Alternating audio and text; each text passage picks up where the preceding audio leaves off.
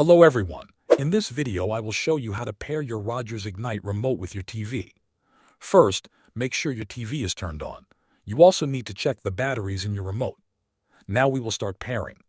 On the Rogers Ignite remote, look for the two buttons labeled A and D. Press and hold both of these buttons at the same time. Keep holding until the LED light on the remote changes from red to green. You may need to hold for a few seconds. Once the light is green, the remote is in pairing mode. At this point, look at your TV screen. You should see a 3-digit code appear on the screen. Use the number buttons on your remote to enter this code. This tells the TV that this remote belongs to it.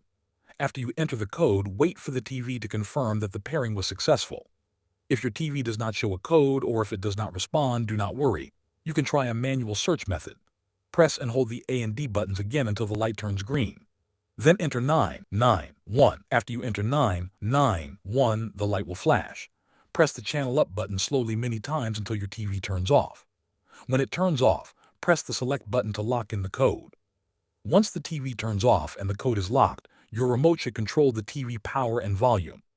Test the power button and volume buttons to confirm they work. Thank you for watching.